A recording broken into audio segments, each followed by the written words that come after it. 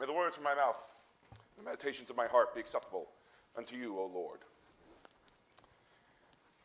Sisters and brothers, every year for the last almost a decade now, I've given Christmas sermons and Christmas Eve sermons, and they've all had something unique pop up around them.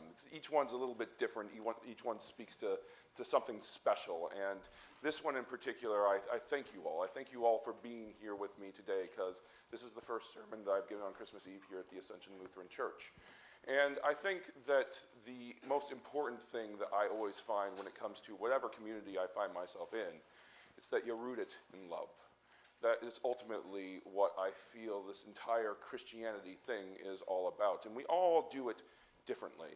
And we all get there in our own pace and in our own way. But ultimately, I think that when it is love that drives us, then those gifts that Jesus Christ gives us, hope, peace, joy, and love, they find their way into our lives, and they turn those lives into blessings in their own unique, special, wonderful, sometimes tripping over yourself sort of way. Love is not perfect.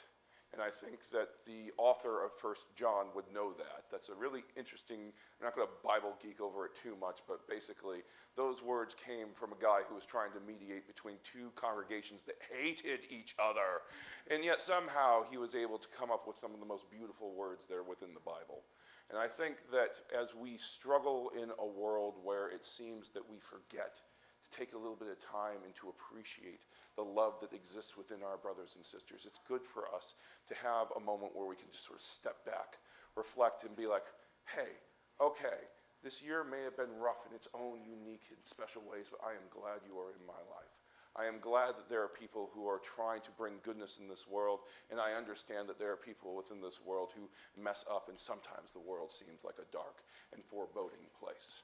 But that is why the symbolism of the Christ candles, I feel, are so important. That is why I feel Advent has real meaning to us every single year, because every single year is different, but every single year can benefit from a little bit of that light popping up in the darkness. It can pop up in many different ways, and we just have 5 here that we symbolize as ones that we're familiar with: hope, peace, joy, and love. When those are in our lives, we see those as the gifts that Christ gave to the world.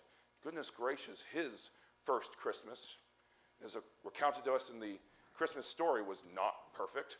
Born in a manger with a crazy homicidal king on your, trying to find you out. That was not exactly the best way in which you want to start your time here on this planet. But Jesus was surrounded by people that loved him. Jesus was surrounded by people that looked out for him, people that raised him up and brought him into this world as a gift of love. It's good for us to recognize that that light lives in each and every one of us. Even when times are down, that light is there, waiting to be stoked and brought up into the world.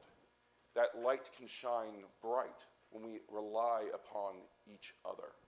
And so I really do mean it when I say it is wonderful to have you here with us. Some of you I've known for a while, some of you I've only just met this evening, but we are all brothers and sisters united by the love of God. And that is the message of Christ. The thing that often is hard for us to remember as we try to get through the year, that each and every one of us are bound by a tether of love that often is hard for us to recognize.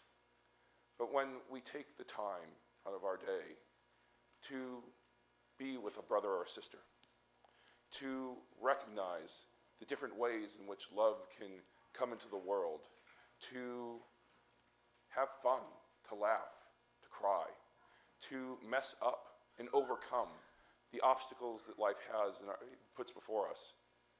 That is that humanity. That is what the gift of Christmas,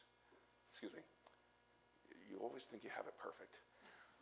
Recognizing that humanity is what the gift of Christmas is all about.